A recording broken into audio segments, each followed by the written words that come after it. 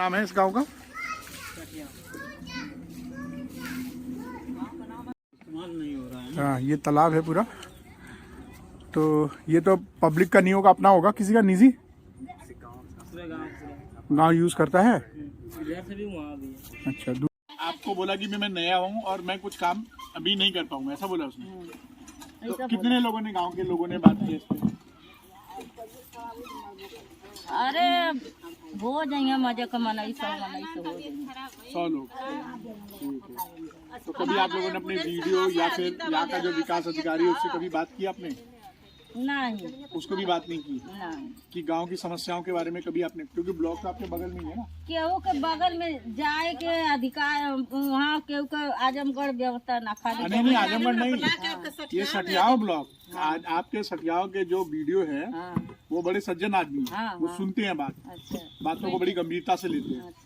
तो कभी आप लोगों ने अपने वीडियो से मिलने की कोशिश की कि सर हमारा तो विकास अधिकारी, ग्राम विकास अधिकारी सुनता नहीं है और गांव का जो प्रधान है वो भी नहीं सुनता है, तो आप बताएं कि हमारे गांव में नाली भी नहीं है, सड़क भी नहीं है, कैसे किया जाए? तो यहाँ पे कौन सी बिरादरी ज्यादा है? अरे एमन तो बहुत कम मिली हो, एमन बहुत कम, हमारा हरिजन बस्ती है बहुत कम हमारा। अच्छा, ये हरिजन बस्ती है? तब तो आपके लिए स्पेशल पैकेज आता है। तो क्या आपने इसकी कभी मांग की? मैं ऐसे आपसे पूछ रहा हूँ। नहीं, चलिए कोई नहीं, आपकी बात मैं पहुँचा दूंगा। तो आपकी समस्या है यहाँ पे नाली नहीं है, सड़क नहीं है और गाड़ी आने की व्यवस्था नहीं है। नहीं। तो रात बिरात अगर कोई एम्बुलेंस पड़ जाए, बीमार पड़ जाए तो आपके पास सुविधा नहीं है, ऐसी है ना? ठीक है, इसको बंद कर दीजिए। एक संस्था से हमारा पर्पस है कि आपके यहाँ पे जो बीमारियाँ फैल रही हैं और जो घरों में पैसे खर्च हो रहे हैं स्वस्थ रहने के लिए, क्योंकि आज की डेट में अगर कोई पैसा कमाता है तो वो एक हिस्सा अपनी इलाज के लिए रख रहा है, राइट? और इलाज का अगर आप हिस्सा देखेंगे तो अगर 100 रुपये कमा रहे तो 50 रुपये आपकी दवाई में चले जा रहे हैं। ऐसा है? सच है कि झूठ है? और हर आदमी बीमार है। अब औरतों के लिए चैलेंज क्या है कि मर्द तो सारा दिन मेहनत करके बाहर कमा के लाता है और वो आपको पैसे नहीं देता है, और देता भी है तो आप उसमें या तो घर का खर्चा देखो या बच्चे की पढ़ाई देखो या अपने शरीर का दिन भर का खर्चा देखो। मुश्किल हो रही है। क्या कभी आपने सोचा ये क्यों ऐसी बीमारी फैल रही है और क्या कारण हो सकता है? आपने इस कुएं को देखा ध्यान से? ये जो कुआं, ये कुआं बहुत गंदा है। अब आप बोलोगे हम तो कुएं से पानी निकालते नहीं है, पीते नहीं है, ऐसा है ना? लेकिन आपको मालूम है कुआं और तालाब हमारी जिंदगी में क्या इंपॉर्टेंट रोल अदा करता है? नहीं पाटेंगे तो ये खराब हो जाएगा। ध्यान रखिएगा, पानी को अभी तक कोई विज्ञान की ऐसी टेक्निक नहीं है कि इसे बनाया जा सके, लेकिन पानी को हम जो है संरक्षित किया जा सकता है। और पूरी पृथ्वी पे पीने लायक केवल 3% पानी है। अगर पूरी पृथ्वी पे पानी 70% है, मतलब अगर 100 गिलास है तो उसमें से 70 गिलास समझिए कि पानी है और 30 गिलास जो है वो जमीन है। तो जो 70 गिलास है, अगर उसको मानते हैं कि 100 गिलास है, उसमें से केवल 3 ही गिलास आप पानी पी सकते हो, बाकी सब खराब है। तो आप सोचिए पानी की कितनी बड़ी समस्या है। ये माना जा रहा है कि अगर अगली लड़ाई और भूखमरी हुई तो केवल पानी की वजह से होगी।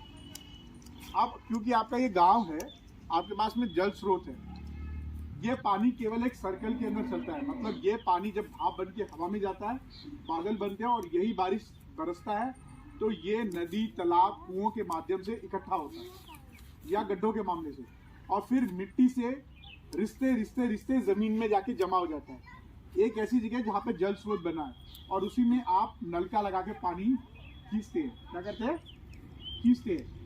तो जो कुआं तालाब है उसकी जमीन का जो स्तर है वो बहुत पतला है। अगर आप इसको गंदा कर देते तो गंदा पानी ही जमीन के अंदर जाएगा, और वही गंदा पानी जब आप नलके या पंप हैंडपंप लगा के पानी पिएंगे तो क्या पड़ते हैं? बीमार। माना जाता है कि 90% जो बीमारी आपके शरीर में है वो पानी की वजह से। अब मैं ये नहीं कहूँगा कि आप घर में आरओ लगाइए, नहीं, मैं बिल्कुल नहीं कहूँगा कि आप आरओ लगाओ। पैसे हैं क्या आपके पास? अगर आरओ लगाने वाला होता तो हमारे पास कितना हो जाता, और हमारे पास इतने पैसे भी नहीं कि हम रोज पानी खरीद के पी सके। ऐसा है क्या? हमारे हाथ में केवल एक चीज है कि मेरे आसपास जो जल के स्रोत है, जहाँ पानी इकट्ठा होता है, उसको मैं साफ रखूं। अगर मैं साफ नहीं रख सकता तो उसको साफ रखने में मदद करूं। वो कैसे कर सकते हो आप? कोई आइडिया आपको? कभी सोचो पानी कैसे साफ रखा जाता है? घर में आप साफ पानी को कैसे रखते हैं? उसको ढक के रखते हैं, राइट? अगर उसमें गिर जाता फेंक देते हैं ना। तो ऐसे ही ये तालाब है, इस तालाब को गंदा किसने किया है? हमने किया है।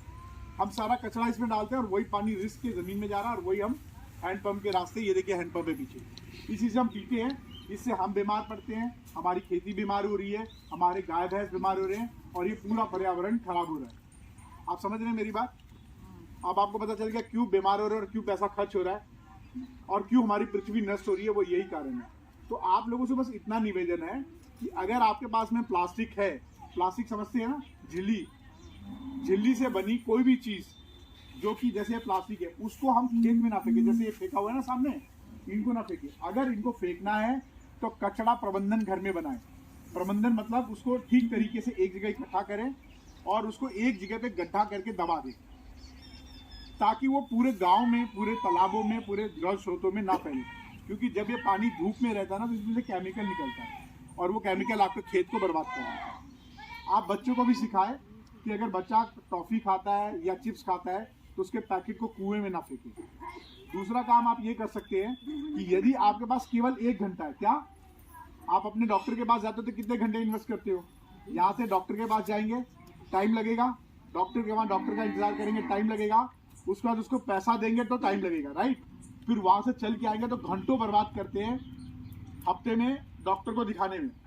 मैं आप लोगों से बस इतना सहयोग चाहता हूँ कि आप सिर्फ मुझे 1 घंटा दे दीजिए, आपके तालाब और आपका ये जो कुआं है उसके आसपास जाके अपना श्रमदान देना है और उसकी सफाई में मेरी मदद करें। यदि आप एक इतना सा भी मदद कर देंगे तो आपके कमरे में ये कुआं इस वक्त 4-5 घरों को पानी पिला रहा है। और हम कौन सा पानी पी रहे हैं, आप इस तालाब को ध्यान से देखिए, एकदम गंदा हो रखा है।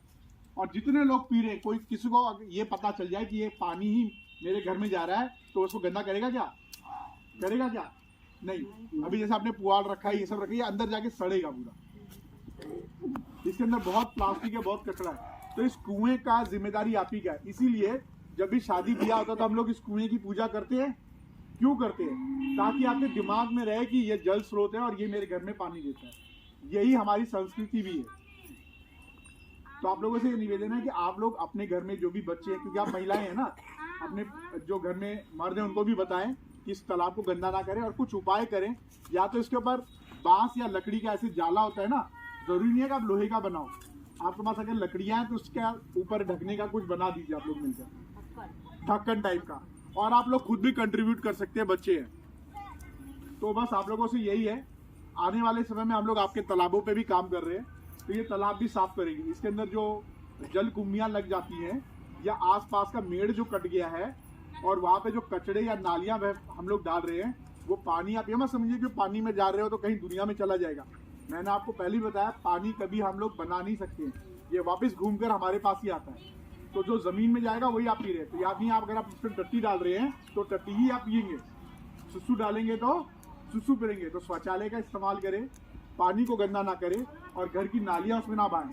अगर आपका प्रधान यहाँ पे सुक्का नहीं बना रहा है तो मैं आपकी मदद करता हूँ, प्रधान आपके यहाँ पे सुक्का बनाएगा, पूरे गांव का इकट्ठा एक जगह सुक्का बन जाए और पूरी गंदगी आए और वो पानी जमीन में, सुक्ते का एक तरीका होता है, उससे पानी फिल्टर होकर जमीन में जाएगा। ये कर सकते हैं आप लोग,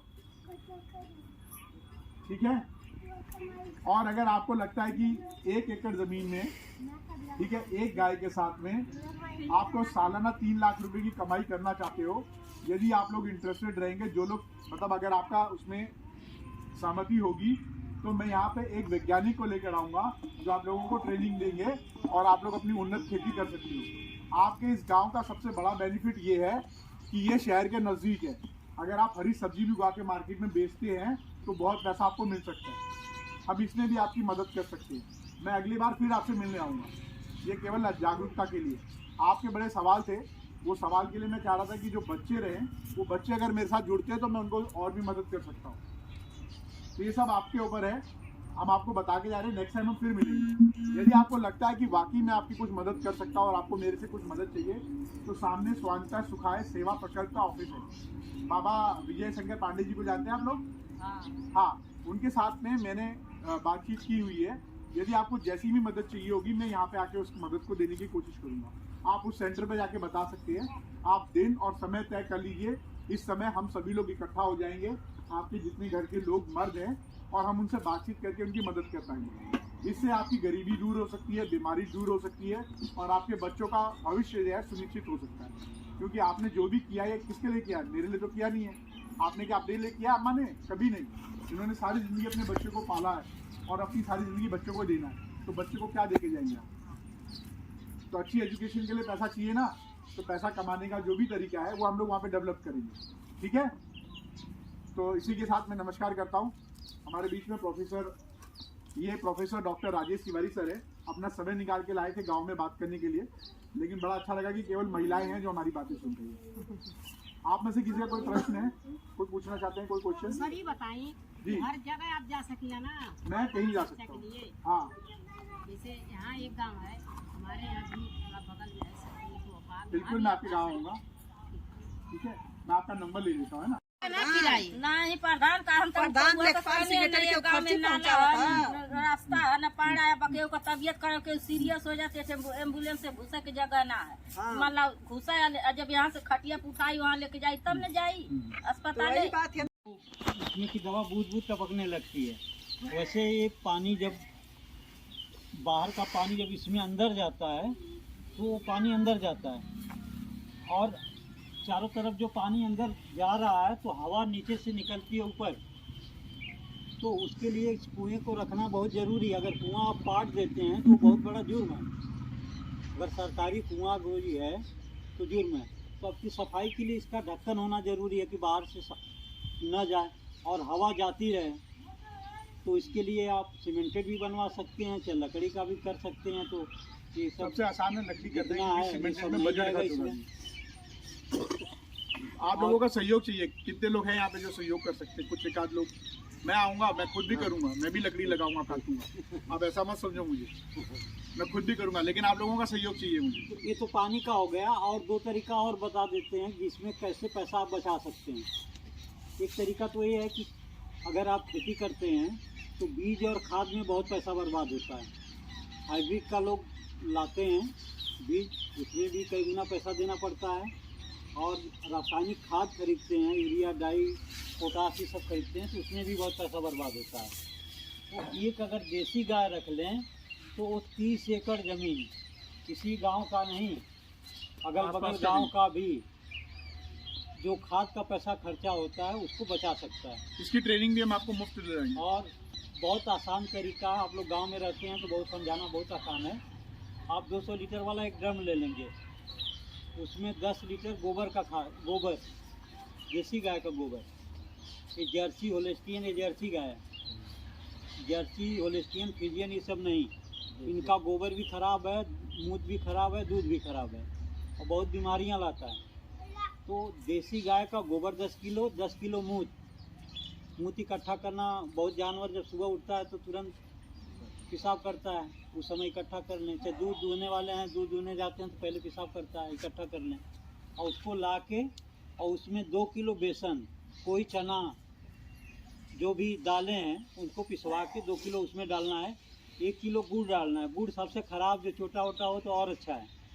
और 1 किलो मिट्टी जहाँ रासायनिक खाद ना पड़ी हो, ऐसा कोई पुराना पेड़ हो बरगद का, पीपल का, उसमें और पानी भर के 200 वाला ड्रम भर देना है और उसको 3 दिन तक रोज़, घड़ी जैसे सुई घूमती है ना दाहिने तरफ से इसे, वैसे रोज़ 2 मिनट सुबह 2 मिनट शाम को चलाना है और वो 72 घंटे में खाद तैयार हो जाएगी। उसको आप जैसे पानी जा रहा है तो उसमें मिला के छिड़क दीजिए, मिला दीजिए तो चला जाएगा हर पूरे खेत में। चाहे कोई सूखा गोबर हो तो उसमें मिला के, चाहे खरपतवार जो मिला के, और उसको छिड़काव किया जा सकता है। ऐसे अगर एक फसल में 3-4 बार 5 बार कर दें कई दिन पे, तो आपको कोई रासायनिक खाद की ज़रूरत नहीं होगी, या पैदावार इससे ज़्यादा होगी। और वो जो बीज तैयार होगा, आपको फिर जो है हाइब्रिड खरीदने की ज़रूरत नहीं है, वही बीज काम करेगा। और ये जो अनाज तैयार होगा, इसको अगर खा लेंगे तो जितनी इस समय बीमारियां हैं, घुटने की दर्द है, प्रेशर है, शुगर है, गुर्दा खराब हो रहा है, कैंसर हो रहा है, बड़ी बड़ी बीमारी, हार्ट अटैक हो रहा है, ये सारी बीमारियों का जड़ यही केमिकल है। तो आप इतने कम खर्च में खाद का और बीज का पैसा बचा सकते हैं। वही बीज फिर दूसरे तो काम इसकी के लिए ट्रेनिंग हम लोग लीजिए। इसकी ट्रेनिंग हम लोग आके आप लोगों को बना के, और कोई जो किसान यहाँ तैयार हो, 2-4 बिस्सा भी जमीन है, सब्जियों की निःशुल्क है। लगाया हो, वहाँ एक खाद तैयार करा के दे सकता है। आपके गांव में एक प्रैक्टिकल करा देंगे हम लोग, और ये सब निःशुल्क है। क्या है, कोई पैसा नहीं देना है। आप लोगों का अपना विकास हो तो देश का अपने आप विकास हो जाएगा। तो ठीक है सर।